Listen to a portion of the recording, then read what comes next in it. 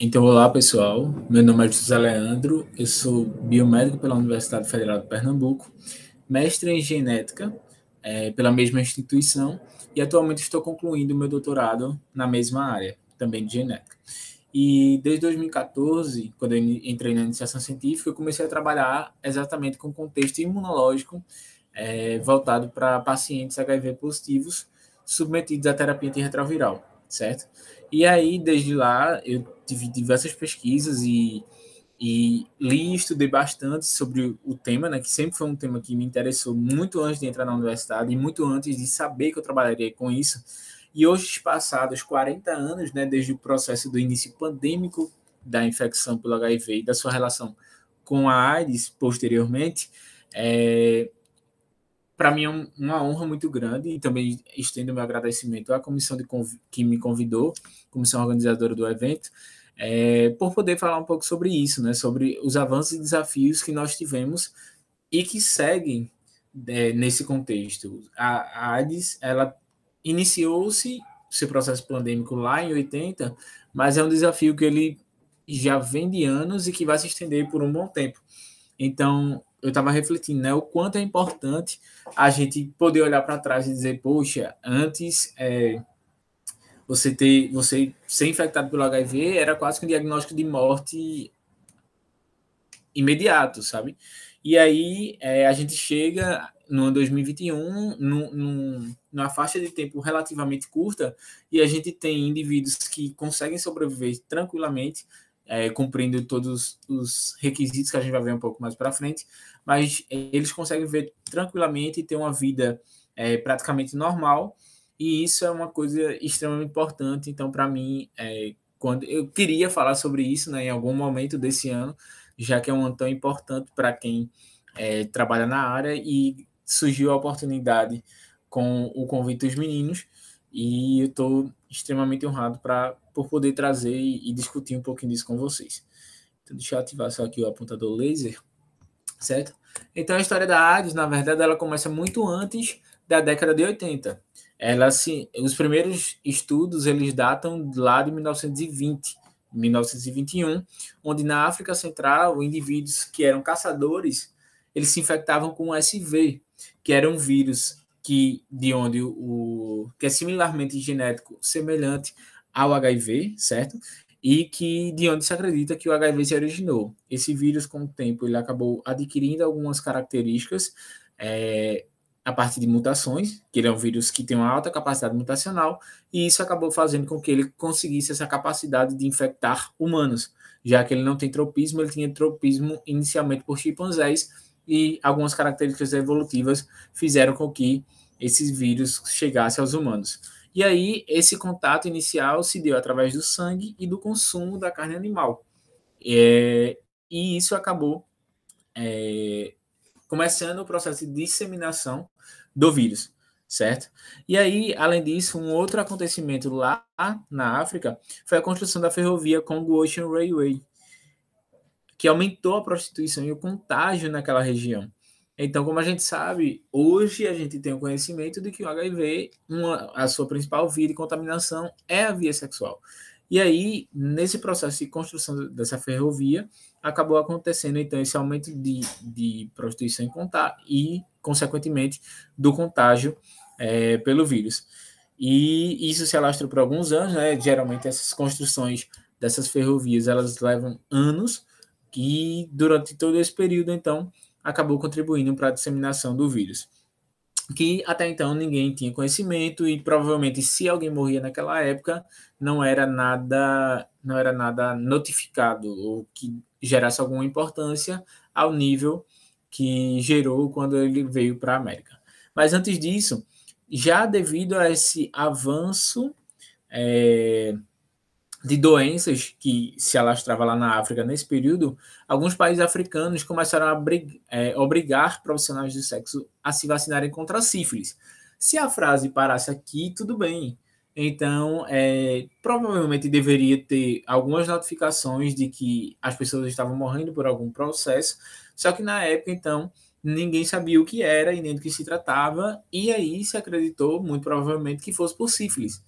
E aí, se a frase parasse aqui, tudo bem. Só que essa vacinação, ela começou a acontecer com seringas reutilizáveis, o que aí já leva para outra via de infecção que a gente conhece atualmente, que é a via através de compartilhamentos de material perfuro-cortante pela via sanguínea. Então, isso também acabou contribuindo para que mais indivíduos fossem sendo infectados por alguma coisa que ainda não se tinha uma menor noção do que era. E aí o HIV chega à América, como eu disse a vocês, já na década de 70. Esse HIV chegou aqui, e na época nem era HIV ainda, ninguém sabia nem o que era, uma doença, digamos, imunossupressora, chegou à América a partir de doações de plasmas sanguíneos para a cura de hepatite B vindas do Haiti. Então a gente tentou combater a disseminação de uma doença que seria a hepatite B, que naquela época era bem se alastrava muito rapidamente. Porém, o plasma que vinha para esses indivíduos, para as transfusões, eles vinham então de uma população que ela foi basicamente colonizada por indivíduos lá da África. Então, com o estabelecimento, como a gente vê aqui nessa partezinha da história, com o alastramento do caso da infecção pelo vírus, acabou então se chegando à América o HIV. E aí, com o passar dos anos, né, cerca de 10 a 11 anos depois, começaram a surgir os primeiros casos raros de pneumonia por agente desconhecido, com características imunossupressoras. Muito provavelmente, nesse curso de tempo entre 21 e 70, ou até os anos 80, muitas pessoas morreram, mas então não se dava nenhuma importância, não se dava nenhum conhecimento, até que isso chegou à América de uma forma como é que eu posso falar, meio que dizimante, né? Já que ela começou com diversas pessoas começaram a morrer disso. A única coisa que se sabia era que que possuía um caráter imunossupressor, mas não se sabia de como, de que, o que de fato era que estava acontecendo ali naquele período. Só para confirmar aqui, em 2007 foram avaliadas algumas amostras lá de 1921, em que realmente confirmaram que alguns indivíduos eles já começavam, já tinham o HIV presente no sangue, né? Ou pelo menos um protótipo do que seria o HIV que veio chegar à América 60 anos depois. Então, esse outro tópico aqui é o tópico lá de 1981, quando tudo começou a ser descrito, onde cerca de 5 indivíduos jovens, sem histórico prévio de nenhuma doença, apresentaram pneumonia por um agente imunossupressor, chamado pneumocystis carini, certo? Esse pneumocystis carini, então, ele atua como um patógeno oportunista, que vai agir exatamente causando a pneumonia, e esses indivíduos, a única coisa que eles tinham em comum era que eram todos homossexuais. E a partir daí, começou a se observar que indivíduos que continham uma relação sexual do tipo homossexual, eles tinham desenvolvimento, a possibilidade ou uma predisposição a desenvolver esse tipo de imunossupressão, esse tipo de doença que até então não se sabia o que era, certo? E aí, inicialmente, essa doença começou a ser chamada de GRID, que é a sigla relativa a Gay-Related Immune Deficiency, certo? Essa GRID aqui, ela era uma doença que ela acabou levando muito estigma aos indivíduos que eram homossexuais. Então, naquela época, se a gente olha aqui as lutas, as brigas, as manifestações que aconteciam, era exatamente pedindo pesquisa, não histeria, era gente pedindo para lutar lutar pelas vidas dos pacientes com AIDS, e isso trazia um estigma muito grande. Foi um período muito conturbado da história, principalmente da população homoafetiva, por conta exatamente desse estigma que eles passaram a sofrer. Então, quando ela chegou aqui no Brasil, cerca de 2 anos depois, né, em 1983, e São Paulo registrou o primeiro caso, as notícias que se tinham na época era exatamente disso aqui, ó, peste gay já apavora São Paulo, peste gay, a pandemia do sexo, do século, e assim sucessivamente. Então, as pessoas elas começaram, os indivíduos que faziam parte da comunidade LGBTQIA+, lá na época, eles começaram a tentar, de alguma forma, fazer com que as pessoas, a equipe científica, o governo, enfim, tudo fosse voltado para eles, desse alguma importância a eles, porque realmente a doença estava se alastrando. E aí a gente também tem aqui, nas camisas dos protestantes, tem silence igual a death, que é exatamente relativa a se continuar silenciado, sem dar uma atenção a essa população, isso aumentaria muito mais o nível de indivíduos mortos por essa doença que a gente nem sabia o que era. E aí também eles sempre destacavam, como vocês podem observar aqui, que as comorbidades associadas a quem tinha o vírus ou a quem começou a desenvolver o vírus, eles sempre faziam um papel de destacar essa função da homossexualidade aqui nesses indivíduos, que era meio que para as outras populações começarem a meio que se isentar, achar que nada estava acontecendo com eles. É um pouco semelhante ao que aconteceu com o coronavírus aqui, né? Quando começaram a morrer diversos idosos, as pessoas mais jovens começaram a meio que dizer, ah, não, só quem morre é idoso e a gente que é mais novo, não, a gente não vai morrer. E aí a gente chegou no panorama que a gente tem mundial da Covid. Então, fazendo só uma analogia, é mais ou menos isso. Eles se achar, esse destaque imediato que era observado naquela época, ele acabou, não que tenha acontecido agora, enfim, mas esse destaque midiático naquela época, ele acabou dando essa sensação de impunidade a essas pessoas. E aí, em 1982, o CDC, que é o Centro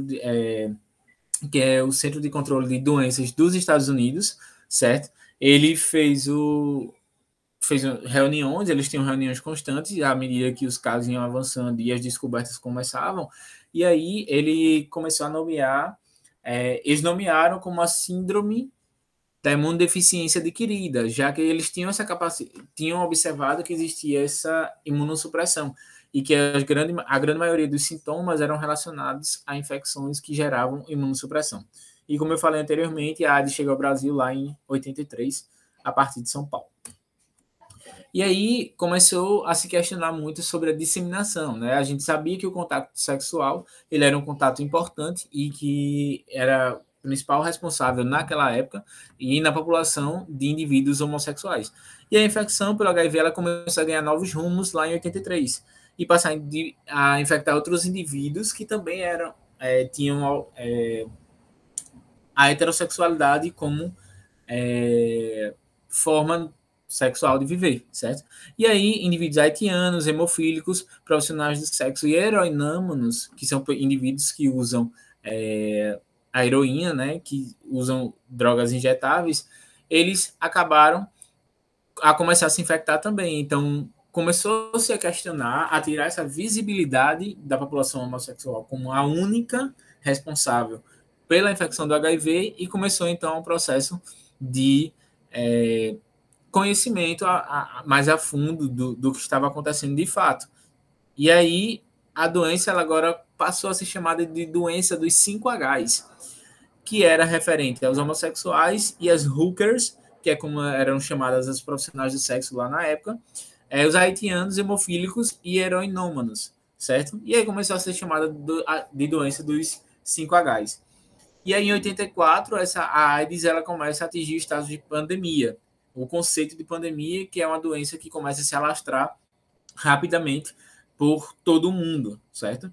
E aí, em 85, acontece o primeiro caso da chamada transmissão vertical, que é quando uma mãe passa para o filho, ou durante o parto, ou durante a amamentação, certo? Ou durante a própria gestação. E aí, com esse caso de transmissão vertical, esse padrão que tinha sido observado aqui e todo o contexto associado aos indivíduos homossexuais inicialmente começou a ser quebrado. E aí a gente chegou às vias de contaminação que nós temos atualmente, que é através do sexo desprotegido, independente da sua orientação sexual, certo? O uso de materiais de drogas injetáveis, certo?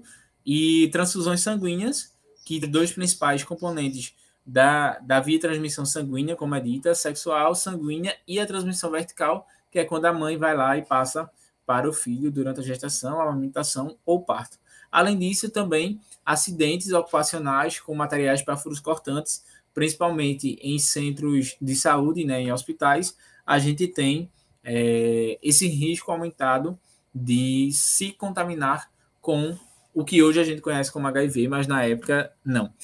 Vai ser interessante que alguns momentos eu vou falar e em diversos pontos vocês vão observar que a gente tem o mesmo ano acontecendo várias coisas, porque como eu falei a vocês, se eu fosse parar aqui para detalhar por ano, cada ano daria uma palestra de mais de 50 minutos, porque foram várias coisas acontecendo ao mesmo tempo, já que ninguém sabia nem a etiologia, nem a origem, nem nada relacionada a essa doença.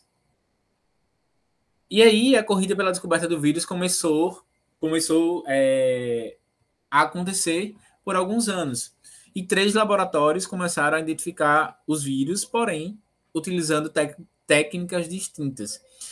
Ao mesmo tempo em que se desenvolvia os estudos para tentar descobrir o que era esse agente imunossupressor, que ninguém sabia se era uma bactéria, um fungo, um vírus, um protozoário, enfim, ninguém sabia o que era que estava acontecendo, estava sendo também descoberta na comunidade científica os retrovírus, que são vírus que eles possuem uma enzima chamada transcriptase reversa, que faz com que haja a conversão de RNA em DNA e que esse DNA do agente patogênico, né, no caso o vírus, ele vai ser integrado à célula do hospedeiro, certo?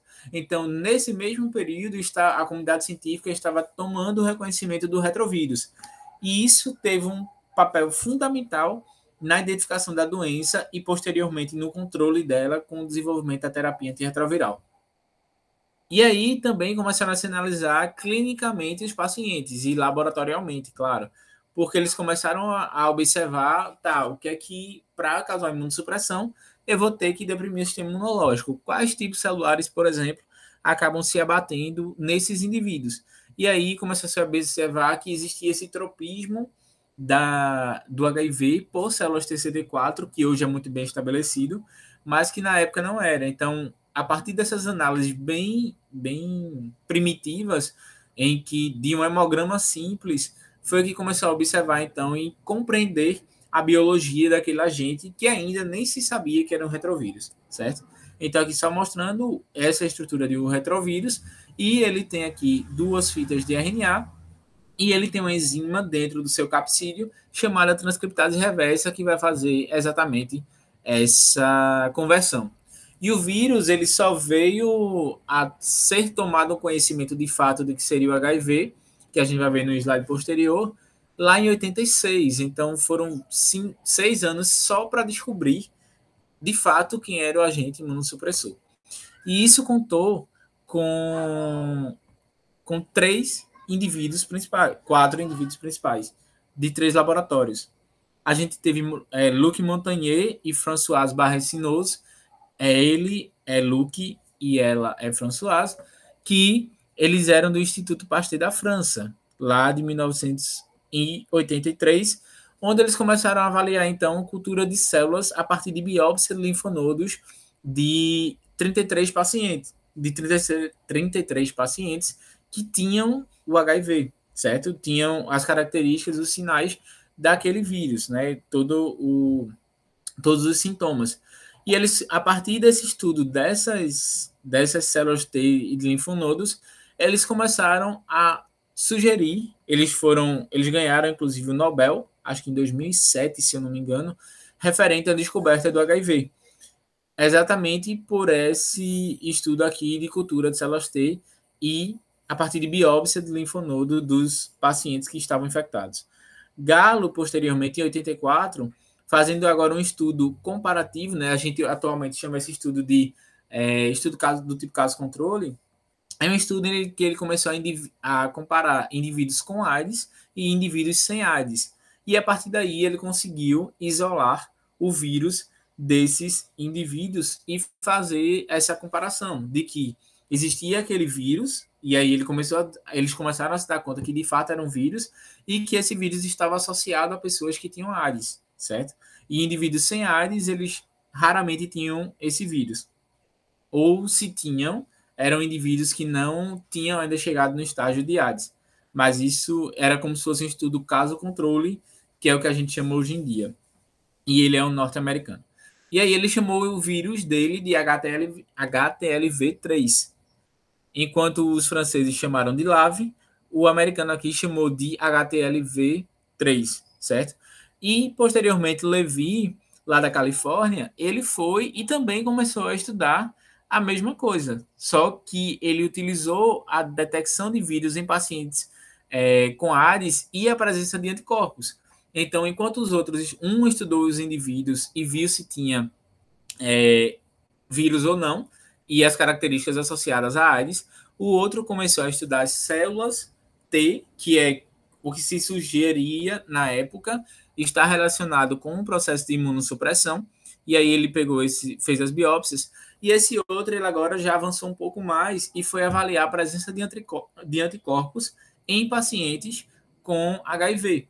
E o vírus, então, e aí ele conseguiu também identificar que eles produziam anticorpos contra um vírus, e aí esse vírus ele começou a chamar de AIDS-related na época, que é o vírus relacionado à AIDS, basicamente isso. E aí lá em 86, como eu falei a vocês, começou a se fazer uma análise comparativa genética entre o vírus francês e o vírus americano e o da América, só que da parte da Califórnia, certo? Aqui, se eu não me engano, o Galo era de Maryland, alguma coisa assim. E aí, essa análise comparativa acabou fazendo com que eles descobrissem que os três estavam falando do mesmo vírus, que, por sinal, era um retrovírus, que foi até uma coincidência meio que bacana que aconteceu de um retrovírus estar causando processo infeccioso ao mesmo tempo em que ele estava sendo descoberto. E isso facilitou e contribuiu bastante para os estudos e a sua compreensão biológica. Então, como eu comecei a falar, a compreensão da biologia do HIV permitiu o desenvolvimento dos fármacos antirretrovirais, certo? Esses fármacos antirretrovirais foram produzidos a partir da compreensão de como o vírus se replicava. Então, eles começaram a observar que o HIV, como um retrovírus, ele era constituído por três enzimas principais: a transcriptase reversa, que iria atuar, então, no processo de fazer com que seu RNA viral, né, seu material genético, se transformasse em DNA. Posteriormente, uma outra enzima chamada integrase iria atuar nessa adição do material genético do vírus ao material genético do indivíduo, né, da célula hospedeira, e, posteriormente, uma outra enzima chamada protease iria ajudar no processo de maturação dessas partículas virais para que elas ganhassem capacidade infecciosa e fossem invadir novas células, certo? Então, a compreensão desse processo biológico auxiliou bastante no que a gente chama de terapia antirretroviral atualmente, que essa terapia ela tem exatamente como objetivo principal impedir com que essas etapas do ciclo replicativo do vírus simplesmente aconteçam, certo? Então, em 1987, foi desenvolvido o primeiro antirretroviral, que é a azitomidina ou zidovudina, e ela era aplicada num esquema monoterápico. O que acontecia? Como era só um remédio contra um vírus que tinha uma alta capacidade mutacional, esse esquema monoterápico ele acabou ficando um pouco obsoleto. Exatamente porque ele não tinha uma eficácia tão grande, já que a capacidade de mutação, de variabilidade viral, ela era muito maior do que a eficácia do tratamento sozinho, certo? E aí, com o desenvolvimento de novas classes de fármacos, foi feito um estudo, né, lá nos Estados Unidos, em que foi, então, permitido com que uma combinação de fármacos que atuassem em diversos pontos do ciclo replicativo fosse utilizados. Que aí a esse nome foi dado o termo HAART, certo? Que era utilizado anteriormente e que é popularmente conhecido como coquetel, né? Eu acho que todo mundo já deve ter escutado um pouco sobre o coquetel do HIV, alguma coisa do tipo. E é exatamente uma combinação de fármacos que vão atuar em diversos pontos desse processo replicativo biológico do vírus. Então, atualmente a gente, então em 87 veio a zidovudina, que foi o primeiro. O inibidor de protease, saquinavir, veio só 8 anos depois. O INNTR, nevirapina, veio em 96. Em 2003, a classe de inibidores de fusão foi criada, os inibidores de integrase em 2007, certo? E atualmente, no ano 2021, nós temos mais de 20 fármacos que são distribuídos em 6 ou, mais recentemente, em 7 classes contra o vírus, certo? E atualmente, cerca dos quase 38 milhões de infectados, 27,4 milhões de pessoas fazem uso dessa terapia. Então, o avanço e a descoberta e o desenvolvimento dessa terapia, certo? E as análises de que ela combinada faria muito mais efeito do que ela no esquema monoterápico é o que fez com que, atualmente, a gente tivesse uma eficácia muito maior dos medicamentos frente à terapia, frente à infecção do vírus, né? E os indivíduos hoje, eles conseguem ter uma vida propriamente normal. E aí a gente chega ao primeiro caso de cura do HIV, né? Talvez vocês também já tenham descoberto ou ouvido alguma coisa sobre, que em 2009 foi então relatado, e foi um boom na comunidade científica, né? Foi extremamente importante, que um indivíduo tinha sido curado do HIV, certo? O nome dele é Timothy Brown, ele morreu ano passado, infelizmente, em 2020. Ele não morreu do HIV, tá? Nem nenhuma doença associada, ele morreu pelo processo leucêmico que ele enfrentava de muitos anos, e ele ficou conhecido como paciente de Berlim. Berlim porque foi onde ele desenvolveu, mas ele era norte-americano, tá? E aí, o que fez com que ele fosse curado? Ele tinha o HIV, ele já tinha o HIV e também acabou desenvolvendo um tipo de leucemia, certo? E ele precisava fazer transplantes, ele já tinha tentado alguns transplantes e não tinha conseguido, e aí, posteriormente, ele foi lá para Berlim tentar fazer mais um transplante. O que acontece é que o indivíduo que doou a medula para que ele realizasse o transplante, ele tinha uma alteração genética, que é chamada a deleção CCR5 delta 32, certo? E essa deleção CCR5 delta 32, ela faz com que indivíduos não tenham uma moléculazinha, uma proteína que a gente chama de correceptor, que ela não, que esses indivíduos eles não tenham essa moléculazinha de correceptor. E o vírus ele precisa disso para entrar na célula. Se não tiver, ele não entra. E aí o que foi que aconteceu? Esse indivíduo tinha exatamente essa mutação. CCR5 delta 32, CCR5 delta 32. Esses aqui são os 3 genótipos que a gente pode ter. Um é do pai e o outro é herdado da mãe, certo? Então, é uma mutação rara, tá? Não é uma coisa, uma alteração rara, que ela não é, e ela é comum lá no leste europeu, inclusive, e aqui no Brasil, um estudo que a gente até desenvolveu lá no laboratório detectou que aproximadamente 4% só da população brasileira tenha essa mutação. E ela nunca é apresentada em homozigose, ela é sempre apresentada em heterozigose. Ou seja, ou você recebe do pai ou você recebe da mãe. Nesse caso de indivíduos heterozigotos, eles só vão ter uma progressão mais lenta para o vírus, para a infecção viral, certo? Eles vão desenvolver, mas de uma forma mais lenta. Diferente dos indivíduos que têm essa outra mutação herdada do pai e da mãe, que eles não desenvolvem o vírus. E foi exatamente o que aconteceu aqui com o paciente de Berlim.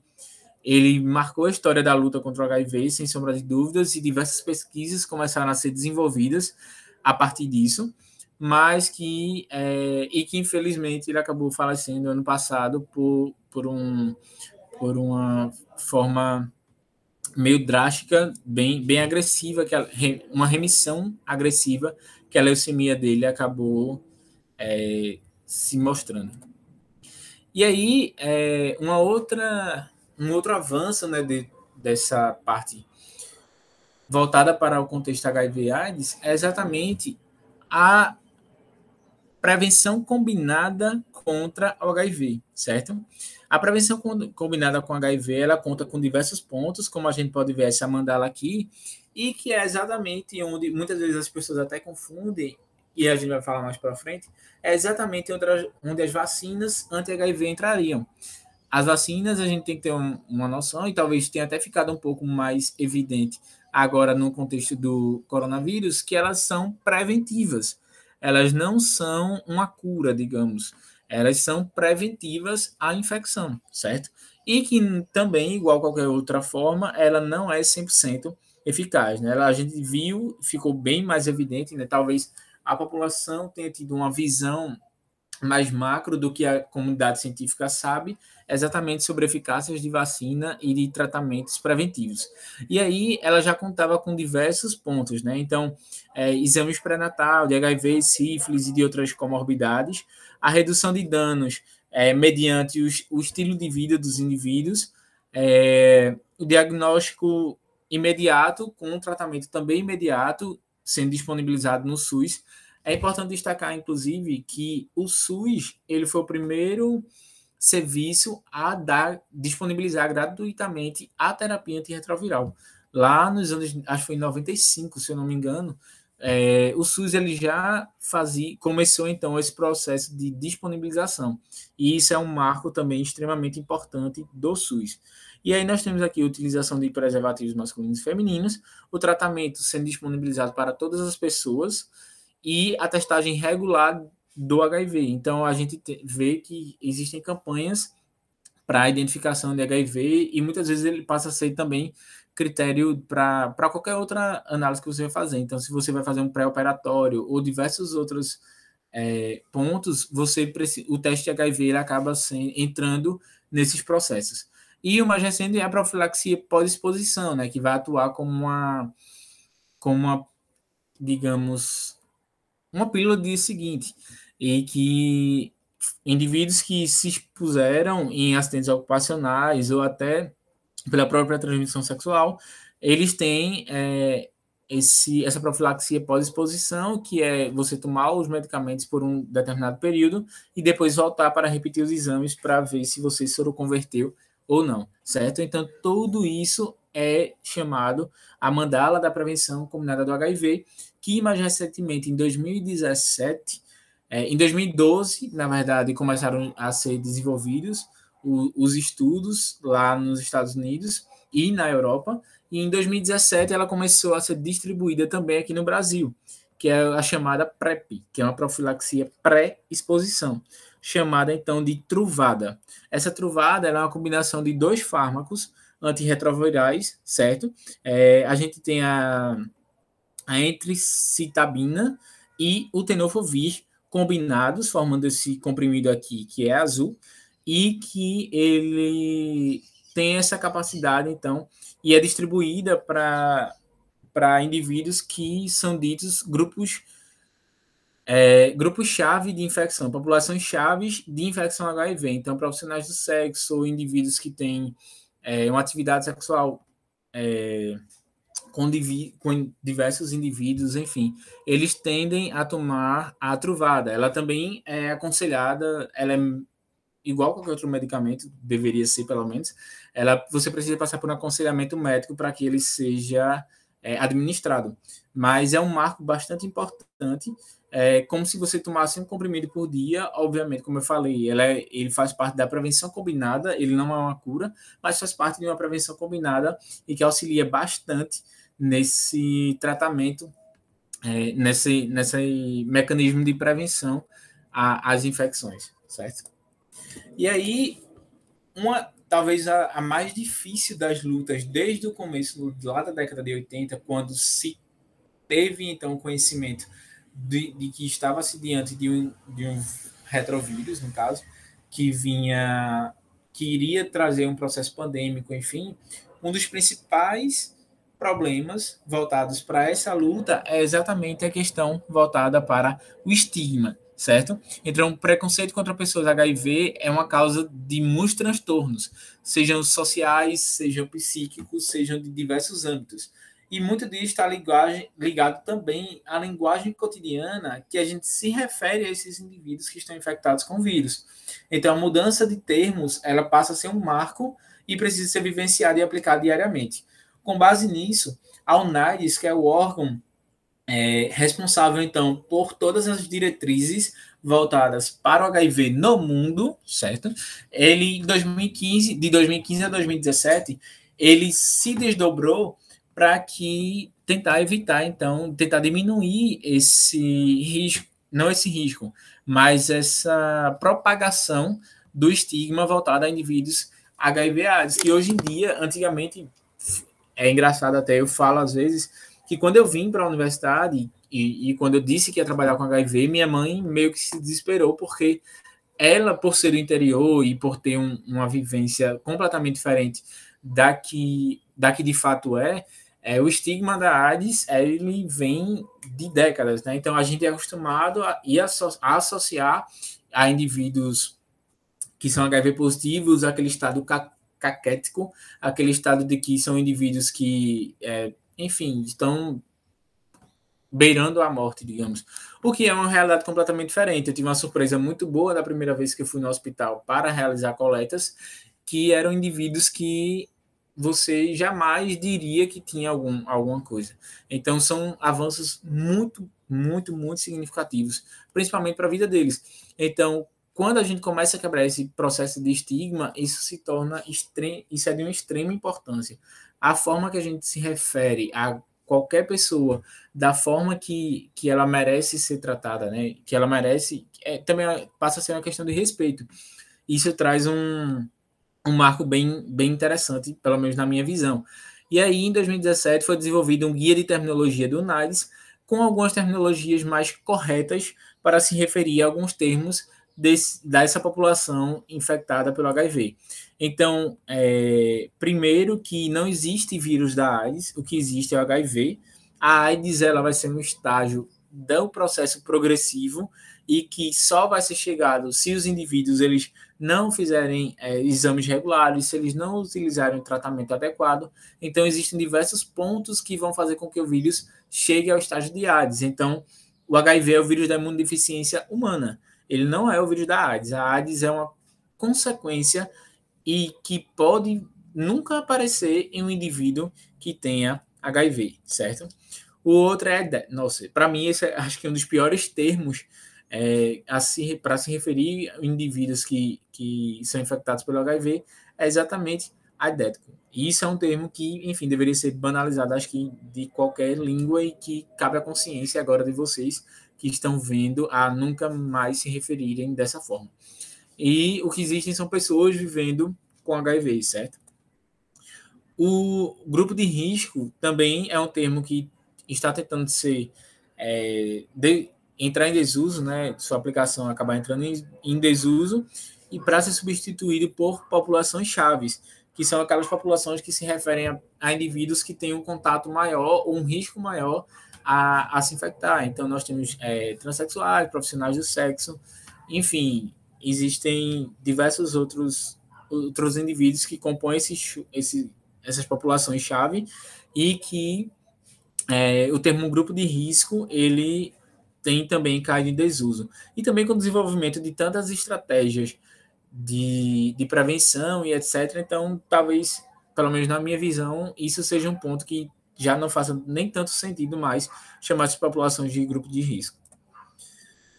E ninguém tem risco de AIDS, certo? Quem tem risco de AIDS é uma pessoa que já foi infectada e, como eu falei, ela não faz uso da terapia, ela não faz uso de métodos preventivos, ela não está nem aí para o seu status de saúde, e aí esse indivíduo, ele pode chegar a ser um indivíduo de risco de AIDS. Mas o que existe é o risco da infecção pelo vírus. Como eu falei a vocês, é muito bom a gente ter concretizado isso, que HIV é o vírus, que pode gerar uma infecção, certo? E que a AIDS é o último estágio. Existem 3 estágios no processo de patogênese viral até se chegar ao nível de AIDS. E que hoje em dia é um caso bem mais raro de se acontecer, a gente falando de um aspecto mais geral, né? E aí, um outro ponto importante é que a UNAIDS ela também tem trabalhado de modo bem eficiente para que seja estabelecido um critério que a gente chama de indetectável é igual a intransmissível, certo? E esse critério, ele não é uma coisa que veio aleatória. Não é porque eu sou da UNAIDS, eu já acordei e quis dizer que todo mundo que é indetectável, é igual, não vai transmitir o vírus nunca, certo? Isso daqui foi um ponto, né, que ele foi muito bem estudado, foi muito bem elaborado para que se chegasse a afirmar isso e que isso fosse passado, então, para a mídia e para todo o contexto, todas as pessoas que trabalham envolvidas no contexto HIV/AIDS, certo? Então, ela determina, com base em diversos estudos científicos por vários anos, que indivíduos que fazem uso correto da terapia e possuem níveis indetectáveis de carga viral não apresentam risco de transmissão. Os indivíduos que têm HIV, eles fazem constantemente exames regulares. Lá no IMIP, que eu trabalhava, aqui em Pernambuco, esses indivíduos eles fazem exames a cada 3 meses para avaliar tanto o seu quantitativo de células TCD4 quanto a sua carga viral.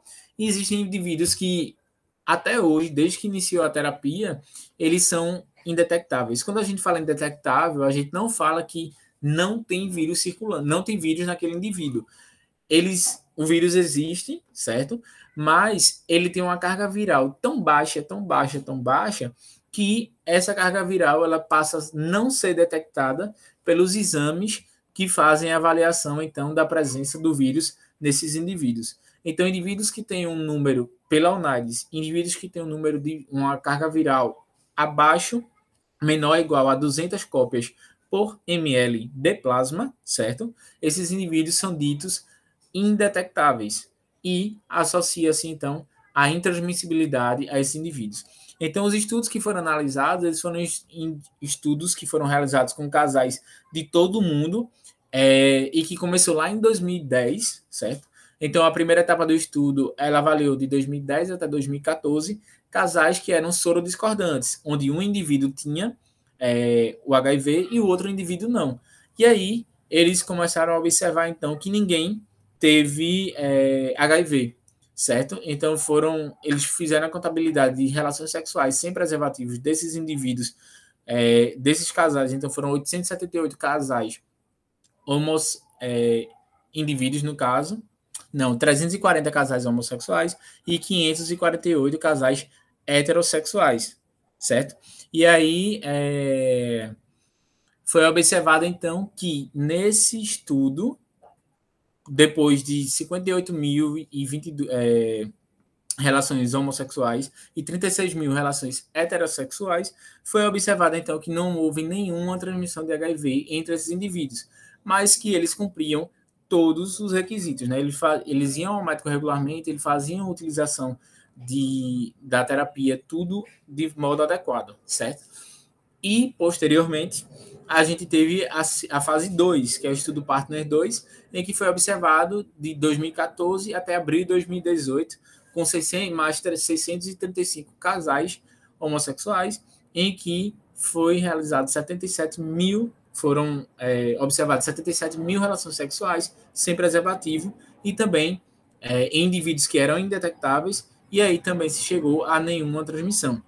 Então, contudo, e aí chegou o último estudo, né, que é o Opposites Attract, em que foram avaliados mais de 343 casais homossexuais sorodiscordantes e também suas relações, e aí também observou-se que nenhuma transmissão foi visualizada nesses indivíduos que tinham carga viral indetectável, certo? E isso fez com que um marco fosse estabelecido, né? Porque diversos avanços também vieram a partir apenas dessa análise de que indetectável é igual a intransmissível. E eu vou mostrar um pouquinho mais para frente a vocês a continuação desse indetectável é igual a intransmissível. E em 2019, aqui está errado, em 2019, o latino-americano, que é lá da Colômbia, Adam Castilheiro, ele ficou conhecido como segundo caso de cura do HIV.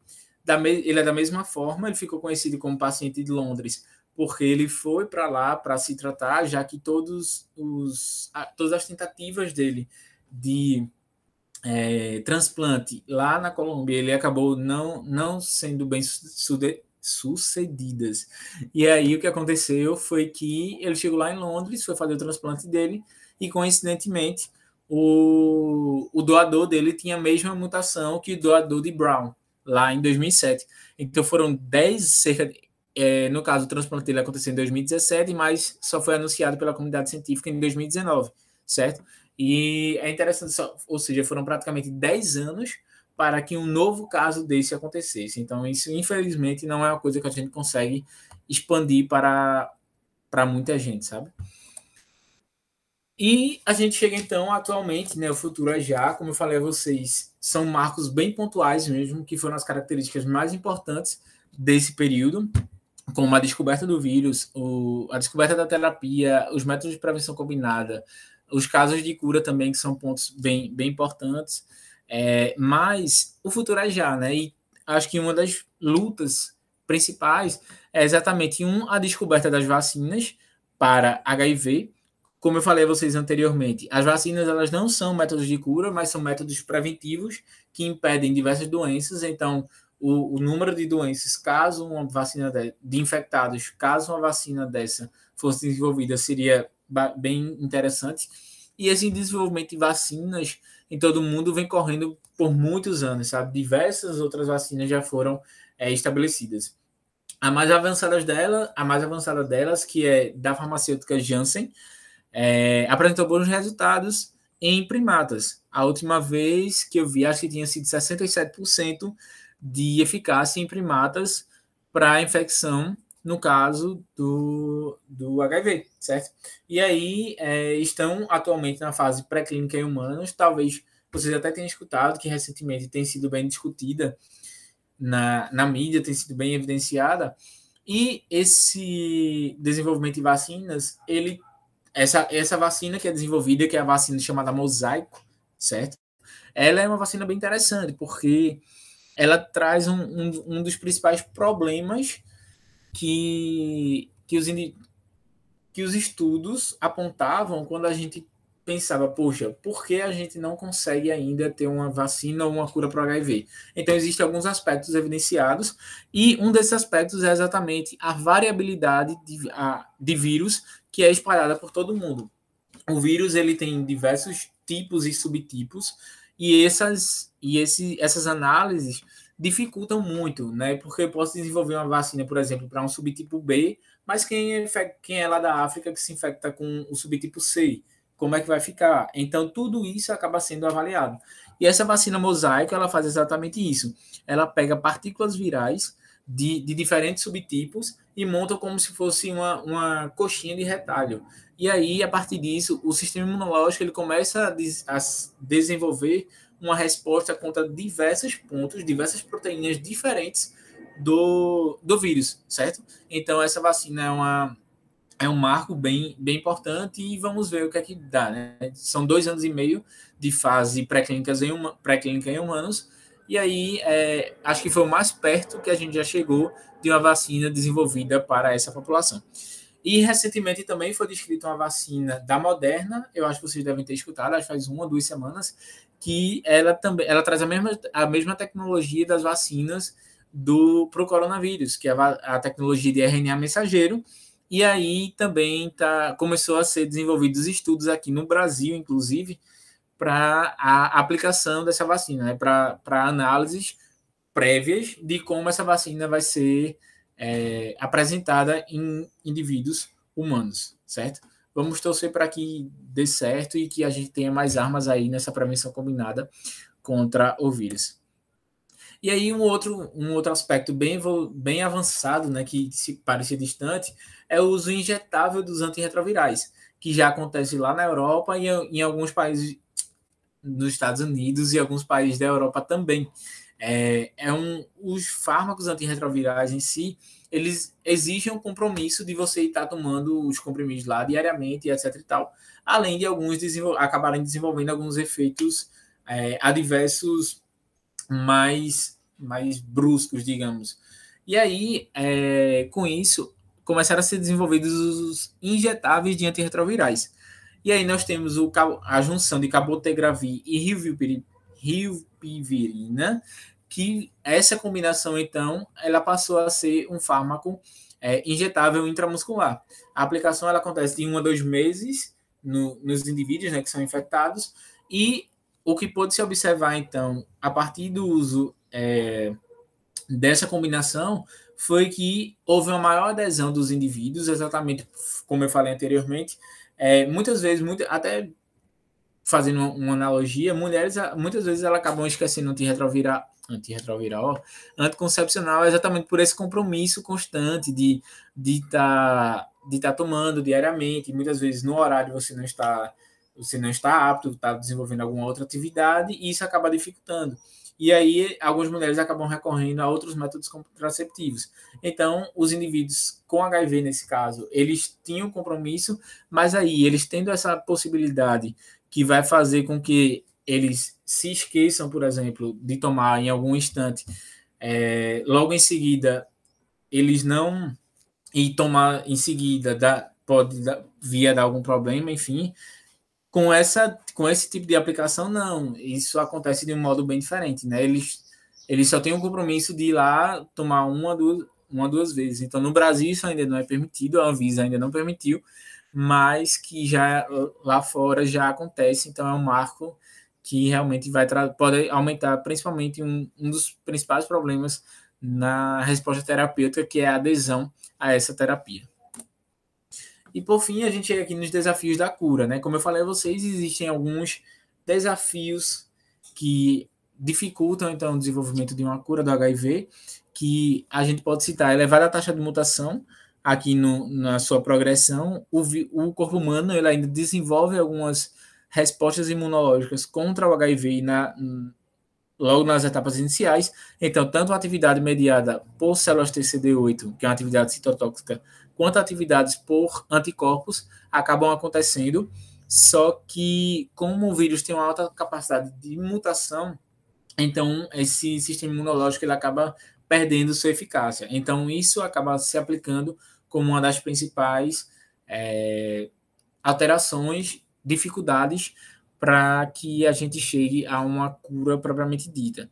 No começo até foram desenvolvidas vacinas contra uma proteína chamada GP120 do vírus, certo? Só que o vírus ele consegue mutar isso muito fácil. Então, se ele troca um aminoácido básico dessa proteína, mas que não vai dar nenhuma alteração quanto à sua função, o sistema imunológico ele já consegue ser driblado tipo facilmente. Então, não é uma coisa que vai acontecer sem ser pensado, sabe? Pensado assim, entre aspas, né? Porque a gente tá falando de um vírus. Mas o vírus é muito esperto. Ele é muito inteligente, então ele sempre vai dar um jeito de driblar o sistema imunológico. Até porque ele tá lutando pela sobrevivência dele, né? Ele não tá brigando por outra coisa. Ele só quer sobreviver. E nessa luta pela sobrevivência, ele vai lá e consegue enganar quem ele quer. Um segundo ponto aqui, como eu estava falando a vocês, que talvez essa vacina que está em fase pré-clínica em humanos, a da Janssen, ele seja quebrado exatamente a variabilidade de subtipos. Então, para vocês terem uma noção, a gente tem o HIV tipo 1 e HIV tipo 2. O tipo 1, que é o mais comum, causa a infecção, nós temos os subtipos M, N, O e P, que se dividem em subtipos, os grupos, no caso, que se dividem em subtipos A, B, C, D, F, G, e aí vai. E ainda tem as subdivisões dos subtipos, certo? Então, para lidar com essa variabilidade, talvez tudo se torne um pouco mais complexo. E aí, com essa vacina, talvez seja um ponto a ser quebrado, né? Nós temos, aqui eu cito três, que para mim são, de tudo que eu já estudei, são os três principais, mas esse aqui, para mim, já está começando a ser quebrado e vamos ver e vamos torcer para que isso aconteça de fato. Mas o mais difícil deles é exatamente isso aqui relacionado com a replicação basal do vírus, né? Que o vírus, ele entra pelas mucosas ou pelo sistema sanguíneo, enfim, e ele tenta se sobreviver. Como eu falei, como a gente sabe, ele tem o tropismo células TCD4, né? Pelos linfócitos. E aí, como ele é muito esperto, ele vai onde ele sabe que existem muitos linfócitos para poder, então, ele se estabelecer.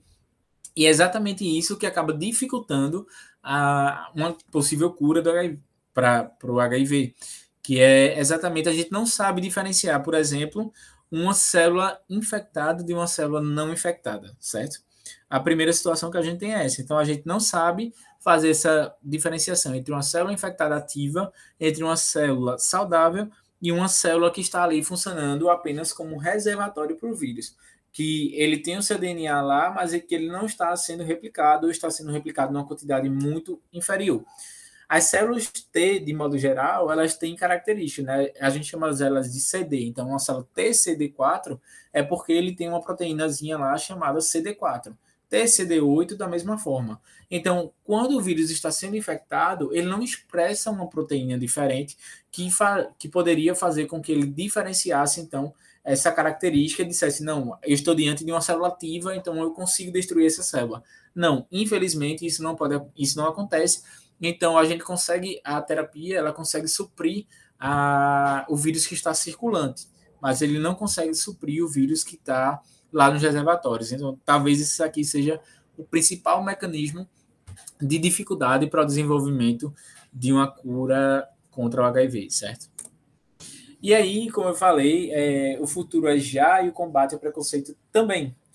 Como eu estava falando a vocês, daquela parte em que a gente, do indetectável igual intransmissível, essas cenas estão sendo cada vez mais comuns, que é exatamente de casais discordantes, que aqui a gente tem, por exemplo, essa mulher e essa mulher aqui também. Talvez vocês até tenham visto recentemente no Instagram, que ela meio que contou a historinha dela, de como ela se infectou e a possibilidade dela ter filhos, né, que quando ela foi diagnosticada, na cabeça dela isso não aconteceria mais, e enfim, e todas as possibilidades que a terapia acabou trazendo a ela.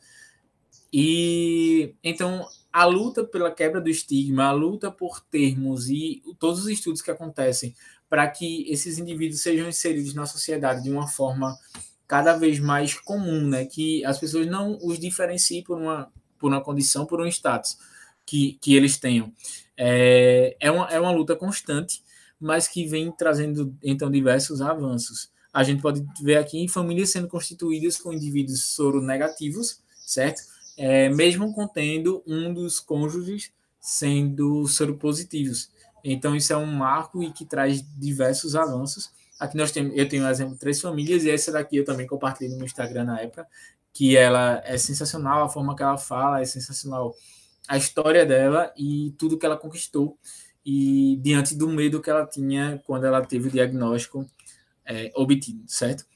Além disso, também a capacidade que o indivíduo que é indetectável, as mulheres passaram a ter para a realização de partos normais, certo? O que antes era uma coisa quase que impossível, atualmente, então, já é possível ter os partos normais. A única restrição que existe até hoje é quanto à amamentação. Mas os partos eles já podem também ser normais em indivíduos que são indetectáveis. E para quem quer se aprofundar, ou pelo menos ter um conhecimento a mais na parte histórica do HIV, principalmente do HIV aqui no Brasil, a Netflix ela trouxe um documentário que é composto por diversos médicos, dentre eles Drauzio Varela, e diversos indivíduos da comunidade LGBTQIA+, que atuam viveram, né, a década de 80 e todo o preconceito que veio inserido junto com o HIV naquela época. Então, o documentário se chama Carta para Além dos Muros, está disponível e eu já assisti, é incrível, extremamente interessante e emocionante, certo? Então, obrigado. Aqui está meu e-mail para eventuais dúvidas e questionamentos. É só entrar em contato, eu respondo, estou disponível. Então, assim que eu visualizar, eu respondo qualquer dúvida, qualquer comentário, ajuda, enfim. É isso, obrigado.